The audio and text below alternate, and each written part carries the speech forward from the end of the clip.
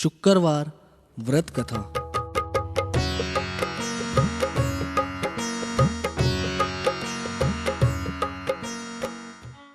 प्राचीन समय की बात है।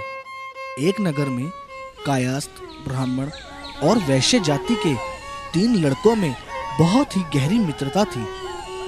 वे तीनों ही विवाहित थे, परंतु वैश्य के पुत्र का गौना नहीं हुआ था।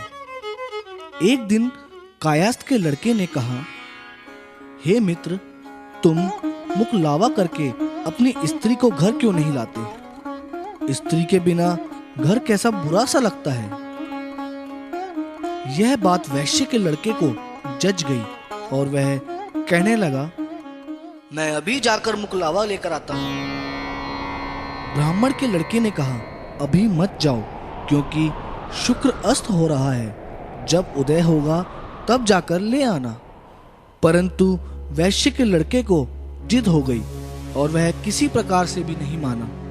जब उसके घर वालों ने सुना तो उन्होंने भी उसे बहुत समझाया, परंतु वह किसी प्रकार की कोई भी बात नहीं सुनना चाहता था और सीधा अपने ससुराल चला गया।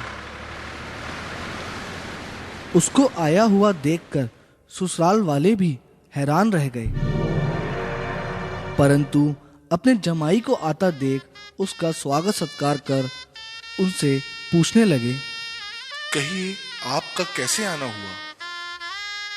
वैश्य पुत्र बोला, मैं अपनी पत्नी को लेने आया हूं। ससुराल वालों ने उसे बहुत समझाया कि अभी शुक्र अस्त है, परंतु वह नहीं माना और अपनी पत्नी को विदा कर ले जाने हेतु आग्रह करता रहा।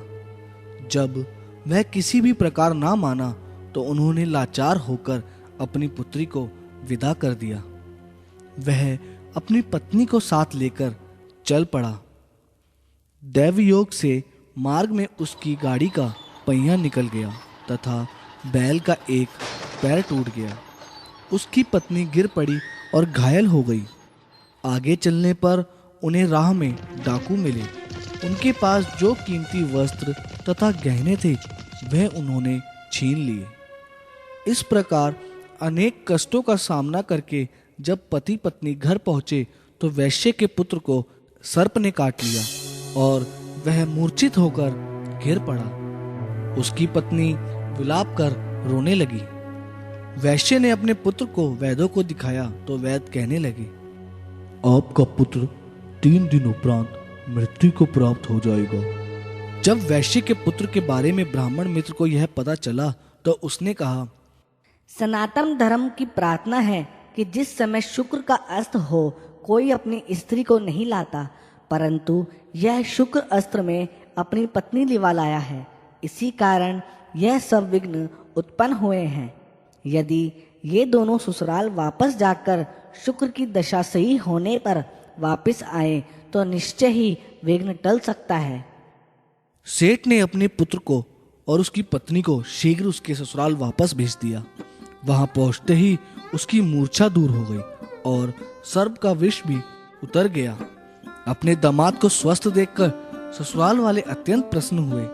वैश्य पुत्र अपने ससुराल में ही स्वस्थ लाभ करता रहा और जब शुक्र का उदय हुआ तब उसके ससुराल वालों ने अपनी पुत्री और दामाद को विदा किया। दोनों घर आकर आनंद से रहने लगे। इस व्रत के प्रभाव से सभी विघ्न दूर होते हैं। जय शुक्रदेव भगवान।